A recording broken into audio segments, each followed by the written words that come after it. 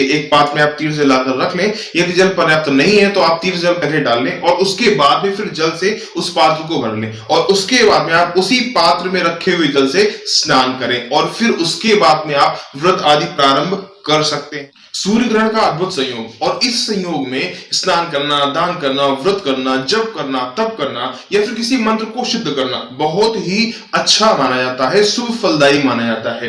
तो बात यह आती है कि क्या रजस्वला स्त्रियां भी इस ग्रहण के दौरान में स्नान, दान, व्रत आदि कर सकती हैं या फिर नहीं कर सकती रजस्वला स्त्रियां? आज के इस वीडियो में हम आपसे इसी विषय पर चर्चा करेंगे। बस आप बने रहिए हमारे साथ वीडियो के अंत तक। देखिए साथियों, ग्रहण के दौरान किया हुआ कोई भी जप तप आदि 1000 गुना ज्यादा फल देता है। चंद्र ग्रहण के दौरान 100 गुना और सूर्य ग्रहण के दौरान 1000 गुना ज्यादा फल मिलता है, ऐसा शास्त्रकार कहते हैं। तो फिर बात यही आती है कि क्या रजस्वला स्त्रियां इस व्रत को नहीं कर सकती हैं? ग्रहण के दौरान व्रत जप तप आदि नहीं कर सकती हैं क्या? स्नान नहीं कर सकती हैं क्या? तो शास्त्रकारों ने बताया, आइए देख लेते हैं प्रमाण में इसके विषय में क्या कहा गया है। शास्त्रकारों ने बताया, स्नाने नैमित्तिके प्राप्ते नारी यदि रजस्वला पात्रांतरतितोयेन स्नानं कृत्वा व्रतं चरेत।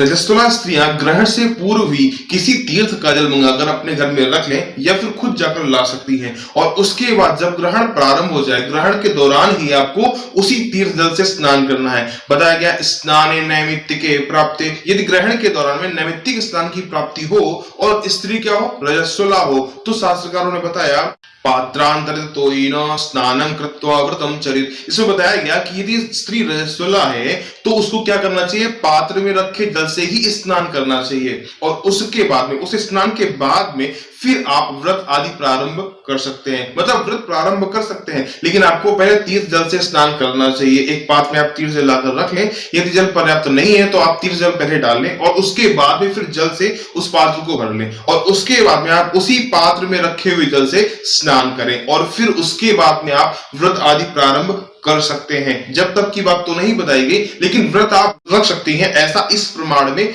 बताया गया। तो निश्चित तौर पर रजस्वला स्त्रियां भी व्रत आदि रख सकती हैं। और वैसे ही शास्त्रकारों ने बताया कि ग्रहण स्पर्श काले स्नानं कृत्वा मध्ये होमा सुरार्चनम, यानी कि सिर्फ रजस्वला स्त्रियां नहीं, प्रत्येक व्यक्ति को ग्रहण के स्पर्श के समय में स्नान करना चाहिए, मध्य में होम जप तप आदि करना चाहिए और फिर ग्रहण के मोक्ष में भी स्नान करना चाहिए। मतलब ग्रहण के प्रारंभ में स्नान करना चाहिए और ग्रहण के मोक्ष में स्नान अवश्य करना चाहिए। इतना काम तो सबको करना ही करना है और यदि बन जाए तो बीच में जप तप आदि कर सकते हैं, होम आदि कर सकते हैं, यथासंभव जितना आप कर सकते हैं आप उतना कर सकते हैं, लेकिन प्रारंभ में स्नान और मोक्ष में स्नान अवश्य करना चाहिए, प्रत्येक व्यक्ति को करना चाहिए। शास्त्रकारों ने तो यहां तक बताया कि यदि घर में सूतक लगा है तो सूतक के दौरान भी आप स्नान आदि कर सकते हैं। आइए देख लेते हैं प्रमाण में इसके विषय में क्या कहा गया है। साथ ही उसमें बताया गया है, न सूतकादि दोषोस्ति ग्रहे होम जपादिषु ग्रस्ते स्नानादुक्यापि तीर्थादु प्रतिवारणा।